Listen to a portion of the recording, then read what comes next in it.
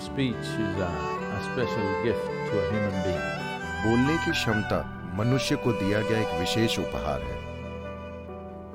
एक इंसान जितनी जटिल आवाजें निकाल सकता है,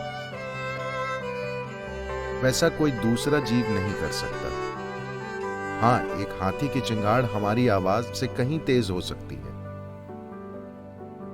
ये आपके हाथ पैर ढीले कर सकती है। अगर हाथी आपके पास आकर अचानक से चिंगाड़ दे, तो बस उस आवाज से ही आपके हाथ पैर ढीले पड़ जाएंगे। एक शेर दहाड़ सकता है, पक्षी भी बहुत सी आवाजें निकाल सकते हैं, पर कोई भी जीव उस जटिलता के साथ नहीं बोल सकता जैसे हम बोल सकते हैं। भाषाओं को सोच समझकर इस तरह से रचा गया था ताकि इसका उच्चारण ही शरीर को शुद्ध कर दे। संस्कृत भाषा ऐसे ही तैयार की गई थी। हम में से अधिकतर लोग शायद ज्यादातर समय अंग्रेजी में बात करते हैं। सारी भाषाओं में से, जरूरी नहीं कि सारी भाषाएं, भारतीय भाषाओं या देसी बोलियों की तुलना में, या स्पेनिश या लैटिन या चीनी भाषा की तुलना में, अंग्रेजी भाषा में ध्वनियों का विस्तार काफी कम है, बहुत ही कम। ये वजह है कि अगर आप जन्म से केवल अंग्रेजी ही बोल रहे हैं, तो आपको कोई दूसरा मंत्र या कोई दूसरी भाषा बोलना इतना मुश्किल लगता है, क्योंकि आप वाणी की एक बहुत ही सीमित रेंज को इस्तेमाल कर रहे हैं। तो आपके बोलने में आवाजों की रेंज जितनी कम होगी, आपकी वाक शुद्धि उतनी ही कम होगी।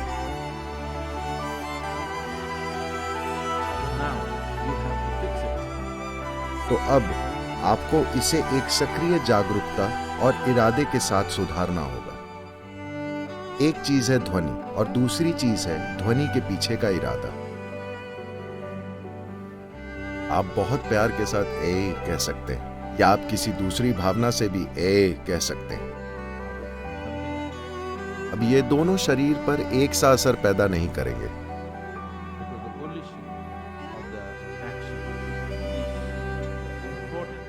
कार्मिक प्रक्रिया का अहम हिस्सा इरादे में होता है, न कि किए गए कार्य में। इसी तरह से कर्म का मुख्य हिस्सा इरादे में है, न कि ध्वनि में। लेकिन अगर ध्वनियों की संरचना वैज्ञानिक तरह से हुई है, जैसे कि मंत्रों में या संस्कृत भाषा में, तब अगर आप इन्हें बिना पूरी जागरूकता के भी बोलते हैं, तो भी आपको लाभ मिलेगा, क्योंकि ध्वनियों की संरचना की प्रकृति ही ऐसी है। लेकिन अब हम ऐसी भाषाएं बोल रहे हैं जो उस तरह से नहीं बनी है, तो बेहतर होगा कि इसके इरादे पर ध्यान दिया जाए। मेरे ख्याल से मैंने आपको पहले भी कई बार एक महिला के बारे में बताया है, जो दूसरे विश्व युद्ध में बंदी शिविर से बाहर निकली और तब उसने एक संकल्प लिया।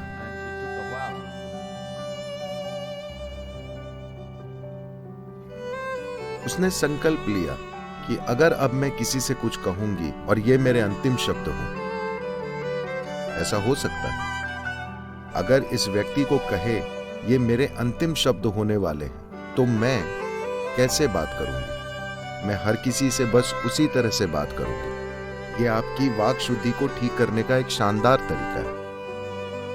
वाक शुद्धि का मतलब है अपने मुंह से निकलने वाली ध्वनियों को शुद्ध करना, ध्वनियों के प्रति जागरूक होना, ध्वनियों के विज्ञान या हमारे ऊपर पड़ने वाले इनके असर के प्रति जागरूक होना। और इस तक कैसे पहुंचे, ये एक अद्भुत चीज है। इसकी समझ एक जीवन काल में नहीं आने वाली। ये नाद योग है, इसमें बहुत मशक्कत लगती है। तो उसके लिए नाद योग करने के लिए आपके पास एक मंत्र है, अगर आप इसे हर जगह जारी रखते हैं।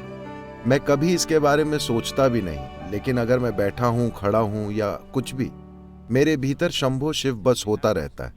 ऐसा नहीं है कि मैं ये बोलना चाहता हूं, बस मेरी सांसें खुद ब खुद ये आकार ले लेती हैं।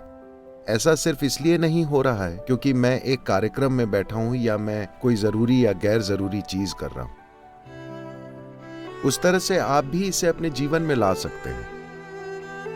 बहुत से लोगों ने अपनी बातचीत में गंदे शब्दों का इस्तेमाल करना चुन लिया।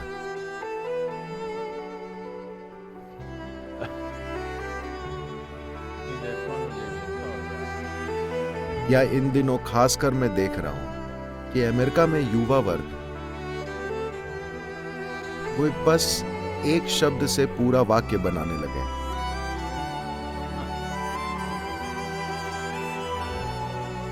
मैं भारत में भी देखता हूं कि कई लोगों ने ये चीजें सीख ली हैं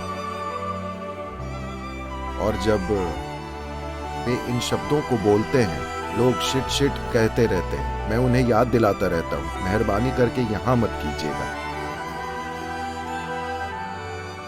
तो सिस्टम में सही तरह का स्पंदन लाने का ये एक तरीका है। ये महत्वपूर्ण इसलिए है क्योंकि अगर आप अपने भीतर यूं ही मौन हो जाते हैं तो इससे बेहतर कोई दूसरा तरीका नहीं है। यही परम तरीका है। अगर आप अपने भीतर बस यूं ही अचल हो सकते हैं तो ये सबसे अच्छा तरीका है। अगर ऐसा नहीं हो रहा है तो अगला सबसे अच्छा तरीका यह है कि आप शिव कह सकते हैं। यह शून्यता के सबसे करीब है। वरना अगर बस एक शब्द आपके लिए काम नहीं करता तो आप एक थोड़ा ज्यादा लंबा, आपको गाने के लिए एक लाइन चाहिए तो आप ब्रह्मानंद स्वरूपा या कोई और जाप कर सकते हैं, या वैराग्य के उन 5-6 मंत्रों में से जो भी आपने चुना है। आप जिसके साथ भी स्पंदित हों बस उसे कीजिए। सबसे बढ़कर आप अपने द्वारा बोली गई हर ध्वनि में सही इरादा लाइए। अगर आप अपने मुंह से निकली हर बात में से एक सही इरादा लाते हैं तो ये ध्वनियां आपके भीतर एक खास तरीके से स्पंदित होंगी। सही किस्म के स्पंदन की इस बुनियाद का होना जरूरी है अगर आप इस मानव तंत्र को एक ऊंची संभावना की तरह इस्तेमाल करना चाहते हैं, वरना ये हमेशा आपके पीछे घिसटता रहेगा। अगर आप चाहते हैं कि ये एक बड़ी संभावना बने तो इसके पास सही किस्म के स्पंदन की बुनियाद होनी चाहिए और आपके द्वारा बोली गई ध्वनियों की शुद्धता या वाक शुद्धि उसका एक अहम हिस्सा है। पर अगर आप पूरी तरह स्थिर और मौन हो सकते हैं तो उसके जैसा कुछ भी नहीं है।